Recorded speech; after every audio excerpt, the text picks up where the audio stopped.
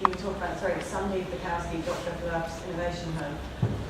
The partnerships you were talking about are all external to government partnerships. And I know Big Society is about giving more ownership to society, but do you see government has any role at all in Big Society? And if so, what do you see that being? Yeah, no, absolutely crucial, particularly at local authority level. I mean, a lot of, I'm probably because I skipped through a lot, I get the impression that we were not doing, when we are dealing with government all the time, obviously in central government terms, DCLG, Cabinet Office, etc. But also very important for local authorities. So I think absolutely vital from parish council up to big unitary authorities, particularly local government is vital, but national government as well. And it's not possible to achieve this without that absolute active cooperation. I think every MP will have within their constituency, for example, it depends on the size of the constituency, rural versus urban, etc. But quite a lot of square mile neighbourhoods, which in fact will be a fantastic resource for them, as well as the other way around. So I see it being absolutely central significance. I think it is important that Your Square Mile does come as a citizens' brand, if you like, as an initiative by citizens for citizens, because it enables people to take ownership. And Big Society principles are applauded by lots of people, but Big Society itself is mired in political controversy.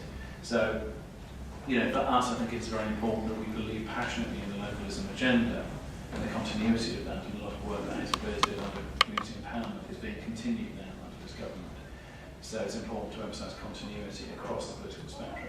It's very important that we work very closely with central and local government. So timing point? Timing, yes. I mean, we're doing 16. Sorry, I would have mentioned this had it not been for the restrictions on time. So, starting 3 weeks today, we are doing 16 pilots in UK locations, 2 in Scotland, 2 in Wales, 2 in Northern Ireland, 10 in England. They include 3/4 rural areas, suburban and urban areas. 2/3 of them are areas of low social capital, not necessarily poor, but often does. So we've chosen some very, very tough locations. So we're looking, for example, at the middle of Great Yarmouth, coastal town, lovely in the summer, lots of drug problems, unemployment problems, tiny little rural communities in Herefordshire and Northern Ireland, a community in the Rhondda Valley that's seen 3 generations of unemployment, some tough areas in Birmingham, Liverpool, Newcastle, as you would expect. But it's a huge variety of different styles of community. And we're working with local people and through local people with 45 partner organisations to make sure that there is a massive diversity of people in each of those 16 communities involved. So we kickstart the whole process, we're giving them a software platform, access to grants, relationships with the local authority, etc. And that process will run from February to August. By June/July, I hope to have built a digital platform that is offering the best possible universal advice and tools that we can, obviously free to everybody. And by September, I hope we'll launch version 2 of everything, with the actual launch of the mutual itself. So that's roughly our timetable. Fantastic. Rory, timetable for the QandA project? Yeah, I mean, essentially we're quite far advanced already. We've been underway pretty much flat out since May. We have now, if you go on Broadband Cymru, you'll see that we've got, as I say, about 120 different communities now on that website, particularly focused on broadband issues. But Crosby Ravensworth is now building their own affordable housing. Around Appleby, they're building their own renewable energy project, particularly through hydropower. Kirby Stephen is now taking over their own planning, drawing up their entire neighbourhood plan. Other people are taking over community centres, building bicycle paths. There is this element of installing broadband infrastructure, but there's also very, very dynamic leadership on digital inclusion, getting people involved, etc. So it's there, it's really moving along, and we're in an ideal position for anyone in this room who wants to bolt on to the edge of that. So any of you who'd like to be involved, we can immediately, for example, give you a very trivial example, which doesn't have much to do with digital inclusion, but Keep Britain Tidy, for example, came to me last week. Immediately wants to get involved in this kind of project. It's relatively simple for us to do that. We can identify a community in which they can pilot their scheme, hold them on to Kirby Stephen, get them into the website. They then deploy specialist staff, and we're doing the same with the Forestry Commission, the National Park, and so on. So we'd love to do the same with anything. Okay, I'm looking for a final question or two, or an offer of support to Rory in that request. I guess both of you. I'm Sorry, really Tristan, do you interested want to say where you're from? Yeah, sorry, Tristan from Intel. I'm really interested in if there's any sort of kind of risk-reward sharing between providers and users. The Parkinson's disease example is one that's really interesting. Telehealth. Certainly businesses have developed some very sophisticated business models around how it can save the providers an awful lot of money. That journey that is a huge inconvenience to your neighbour actually at points will represent lots of costs to the providers at some point as well.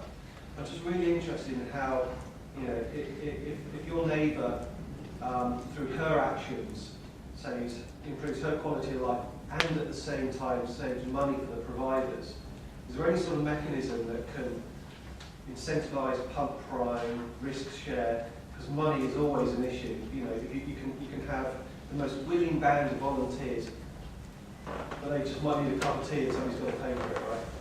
Okay. Was that one? John, you go, John? Yeah, John Fisher, Systems Online. I think the e-banking is great, and we've already offered to help. But Rory, you're the only politician we've had on the panel talk today. So maybe can I ask the political question, which is some of the things which people will be empowered to do and say and rally for and campaign against with the power of digital under big society banner may not necessarily be the thinking of an incumbent government and may even challenge some of the sacred crowds which a government may have. How serious would a government be in terms of supporting big society if in fact you get an anarchic response and some challenges to policy and strategy? I think it's a really, really, really good and important question. I'll come back to the commercial one in a second. We're seeing this in Cumbria already. For example, I found myself under the banner of big society in the streets of Penrith on Saturday with a crowd of 650 people dressed as Darth Vader and Borat, screaming up and down the street trying to save and buy out Penrith Cinema. Me on a stage leading this sort of slightly unruly thing, which looks a little bit like a student demonstration, with a horrified face as the district council looking at me from across the road. That's a relatively mild example, right, where we're just taking on the district council about the issue of taking over our cinema asset. We can see the same thing now happening on taking on the government directly about closing our local agricultural college. You can imagine very similar protests from voluntary organisations. Obviously, my instinct is that we go as hard and fast as we can to deliver the kind of platforms and power to people so that by the time the government realises what it's done, there's not a great deal they can actually do to stop it, because from that point onwards, ideological control becomes quite difficult. The basic philosophical question, I know this is something that's much more suitable for a member of parliament than it might be for a civil servant. It's relatively easy for me as a constituency MP to say, my sympathy is with my community. I don't care really what the civil servants are saying or what the ministers are saying. I'll represent these parishes and these people to push ahead. But you're absolutely right that one of the obstacles we're all going to face is that every time someone in central government wakes up and realises that big society, for example, is going to mean that their procurement that they're running would be UK money, where they were about to sign a cosy deal with a semi-monopoly telecoms provider, is suddenly being massively disrupted by 100 parishes demanding to have the money themselves, dig in their own fibre and do their own project. Every time that a university is about to allocate a contract to a Yorkshire-based provider and the community has gone into rebellion and saying, no, we insist it remains Cumbrians. The more and more they're going to hate this big society thing. The planners already hate it. Everyone's all about lining up. And actually the reality, of course, as you can imagine, with neighbourhood planning is that someone like Cumbria, the planners are saying, these communities, literally, they cannot be trusted with this stuff. And as with any paranoia, they're schizophrenic in what level of their fear is. So sometimes they say, it's because the village is going to build a concrete jungle, or sometimes they say it's because the village isn't going to allow any building at all. And sometimes they say, it's because the village is going to completely fall into the lap of the private sector developers. And sometimes they say it's because they're going to become idealistic communists who don't understand the realities of economic life. Actually, what happens if you put a number of people like this together in a room in a Cumbrian community, particularly if you gather a group of parishes together, So you have an incredibly sophisticated conversation where some people are talking about heritage, some people about economic development because they're running their Airbnbs, they're actually looking at this landscape, they're looking for somewhere their son can find affordable housing. But it's horrible for government, it's horrible for the entire ideological mindset of the last 20, 30 years. On the business side, very happy to talk about this, incredibly complicated in writing procurement. We're very excited about this question, but the classic example for us at the moment is if the community is actually prepared to buy their own fibre, dig it all in, run it all back in a home cabinet, what's BT going to give them? And what's actually the comeback to this? What advantage are they? Because they're not going to do it as a gift to BT, for BT just to make another £1,000 of profit on the entire project because they've very kind of been. So designing those mechanisms and working out how the private sector can benefit, the community can benefit, and the government gives some of the savings is going to be the exciting move.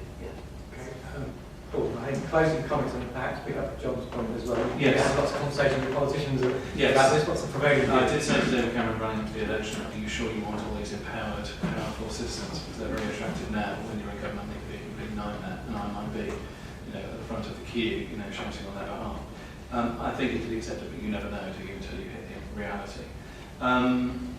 I think that we do need to harness anger, frustration, and all of these apparently negative things, and there are fuel, as you demonstrate. And there's a fantastic, uplifting, visceral quality about saying, right, we're going to dig our own ditch for a fibre optic broadband cable or whatever. And this idea about sophisticated conversations when citizens get together is absolutely right. People are very disparaging of participatory budgeting until they actually take part in it. Councillors fear it, citizens think it's a waste of time, and that everybody will vote for their own causes. And in fact, the evidence is that even with a relatively small amount of hour to hour reasonable debate, people of very different backgrounds, they nearly always vote for the most vulnerable and needy people within a community, and things come out with a very sophisticated result. Nearly always, there's hardly a single PV case that has failed.